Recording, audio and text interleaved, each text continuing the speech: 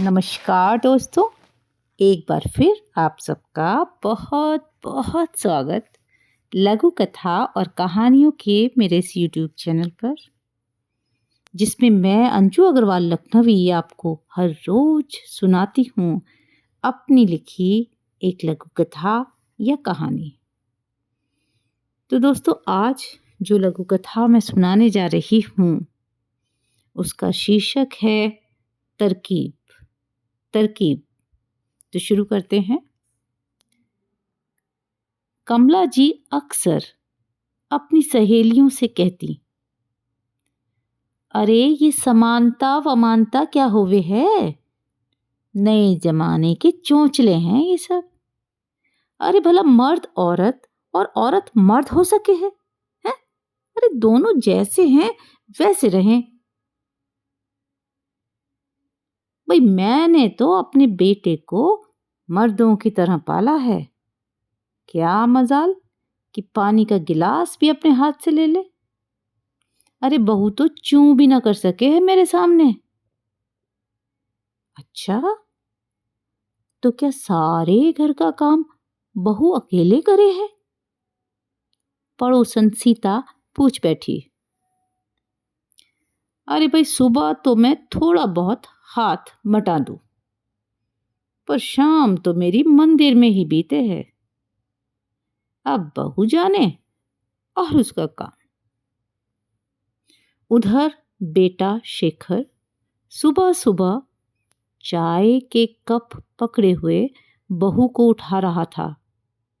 अरे शिखा उठो, चाय बन गई है। मां उठ गई तो गजब हो जाएगा, और मुझे पता है कि चाय पिए बिना तुम्हारी नींद नहीं खुलती। शिखा उठकर शेखर से लिपट गई। फिर चाय पीकर दोनों अपने अपने काम में लग गए। कुछ देर बाद माँ जी भी उठ गई और शिखा नाश्ता बनाने लगी। शिखा गरम गरम पराठे सेक रही थी और नाश्ते की टेबल पर माँ बेटा बैठे थे। माँ जी ने नाश्ता करने के बाद कहा, तू भी गरम खा ले शिखा, मैं सेक देती हूँ। कहकर माँ जी पराठे सेकने लगी। नाश्ते के बाद शेखर अपना बैग लेकर जाने को तैयार हो गया। शिखा ने शेखर को टिफिन पकड़ाया और अब माँ जी भी संतुष्ट होकर अंदर चली गई। शेखर ने अंदर की ओर देखा और संतुष्ट होने के बाद कि मां अंदर जा चुकी है, शिखा के कान में फुसफुसाया, जानू शाम के खाने में कौन सी सब्जी पैक करवा के लाऊं?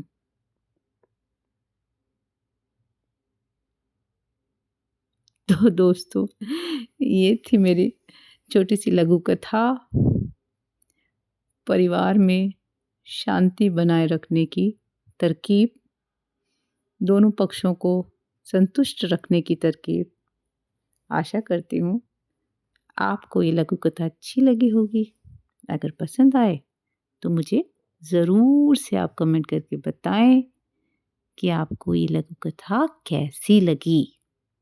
अपने दोस्तों को शेयर करिए, चैनल को सब्सक्राइब करिए, बेल आइकन को प्रेस करिए, ताकि जब भी मैं कोई लघु कथा सुनाऊं आपके पास वो फटाफट से पहुंच जाए नोटिफिकेशन के साथ।